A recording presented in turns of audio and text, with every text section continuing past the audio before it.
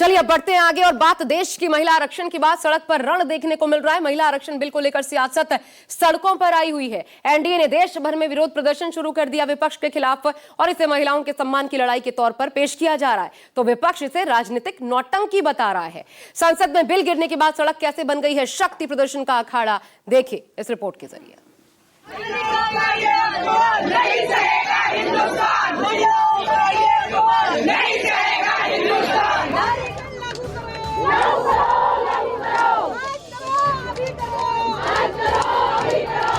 महिला विरोधी भाजपा मुर्दाबाद, मुर्दाबाद, मुर्दाबाद। महिला आरक्षण कानून लागू करो। राहुल गांधी, सोनिया गांधी,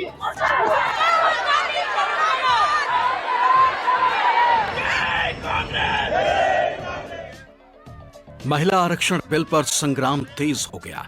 सत्ता पक्ष और विपक्षी दल एक दूसरे के खिलाफ सड़कों पर उतर गए। देश भर में सोमवार से एनडीए का विरोध प्रदर्शन शुरू हो गया है। संसद के मकर द्वार से शुरू हुआ विरोध अब राज्यों तक पहुंच चुका है। सीएम, नेता, महिला सांसद और कार्यकर्ता सड़कों पर उतर आए।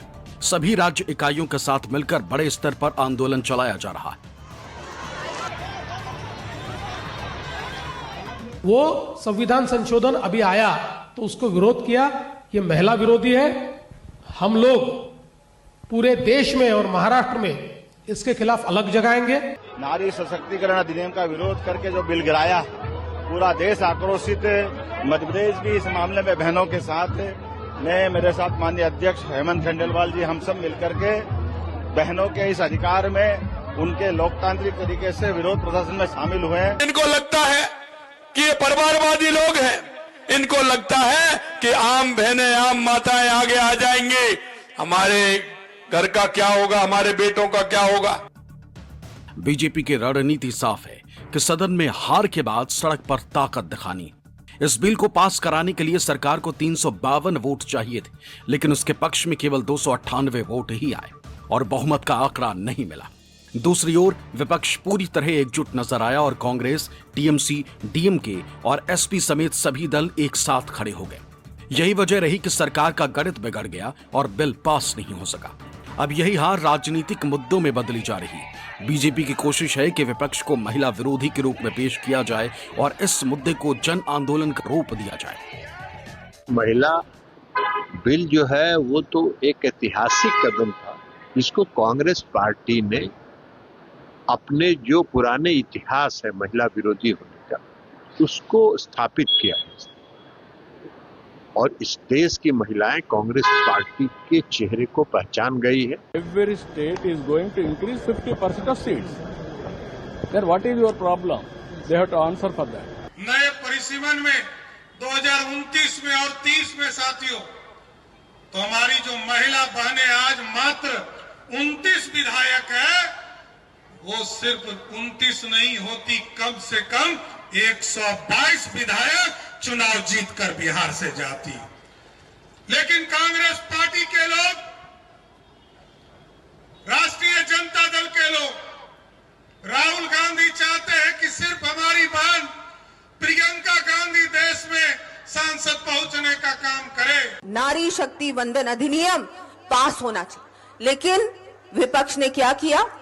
विपक्ष, कांग्रेस और उनके सभी सहयोगी दलों ने इसका विरोध किया। इससे ज्यादा शर्म की बात कोई हो सकती है क्या? बताओ।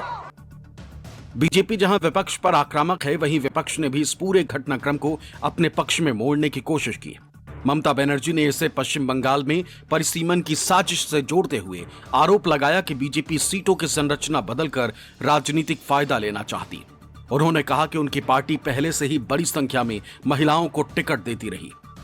तमिलनाडु में भी यह मुद्दा गर्मा गया। स्टैलिन ने इसे राज्य की अस्मिता से जोड़ते हुए विरोध किया। काले कपड़े पहनकर प्रदर्शन और परिसीमन के खिलाफ आक्रामक प्रचार के जरिए संदेश दिया गया कि यह कदम दक्षिणी राज्यों की राजनीतिक ताकत को कम कर सकता है। इसका असर यह हुआ कि चुनावी बहस पूरी तरह बदल गई। अब चर्चा सिर्फ महिला आरक्षण तक सीमित नहीं है, बल्कि परिसीमन और राज्यों के अधिकार भी केंद्र में आ गए।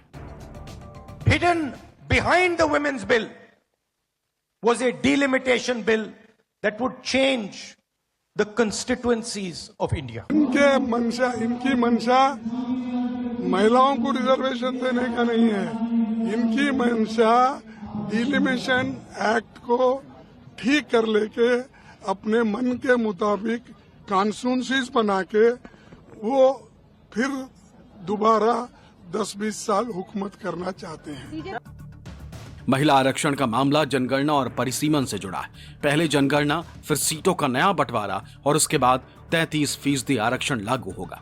जनगणना की प्रक्रिया शुरू हो चुकी और 2027 तक इसे पूरा करने का लक्ष्य है। अगर सरकार तेजी दिखाती है तो 2029 से पहले इसे लागू किया जा सकता है।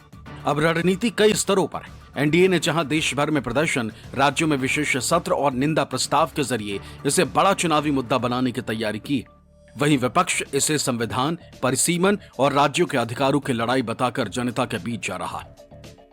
महिला आरक्षण कीजिए, 2029 के लोकसभा चुनाव से शुरू कीजिए।